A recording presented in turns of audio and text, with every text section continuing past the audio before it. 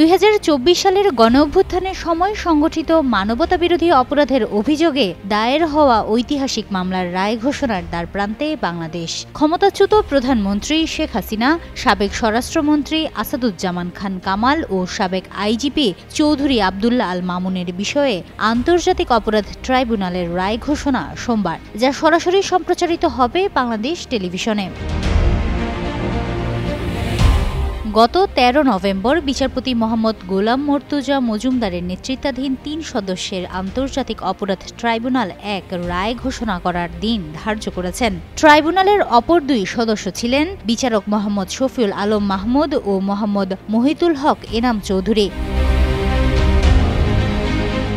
বহুল আলোচিত এই মামলায় ৫টি অভিযোগ আনা হয়েছে। প্রসিকিউশন শেখ হাসিনা ও সাবেক স্বরাষ্ট্রমন্ত্রী আসাদুজ্জামান খান কামালের সর্বোচ্চ শাস্তি মৃত্যুদণ্ডের দাবি করেছেন। অন্যদিকে আসামিরা নির্দোষ দাবি করে খালাসের আবেদন করেছেন। এছাড়াও রাজসাক্ষী সাবেক আইজিপি চৌধুরী আবদুল্লাহ আল মামুনের পক্ষে তার আইনজীবী খালাস চেয়েছেন।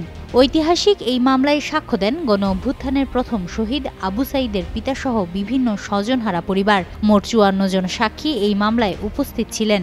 মানবতাবিরোধী অপরাধের অভিযোগে শেখ হাসিনা, আসাদুজ্জামান খান কামাল ও চৌধুরী আবদুল্লাহ আল মামুনের বিরুদ্ধে ১০ জুলাই বিচার শুরুর আদেশ দেন ট্রাইব্যুনাল।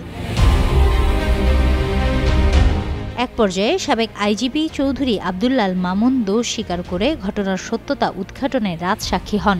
২০২৪ সালের জুলাই-আগস্টে ছাত্র জনতার গণঅভ্যুত্থান দমনকালে আওয়ামী লীগ সরকার তাদের দলের ক্যাডার ও সরকারের অনুগত প্রশাসন সহ আইনশৃঙ্খলা রক্ষাকারী বাহিনীর একটি অংশের বিরুদ্ধে গণহত্যা ও মানবতাবিরোধী অপরাধ সংঘটিত করার অভিযোগ ওঠে।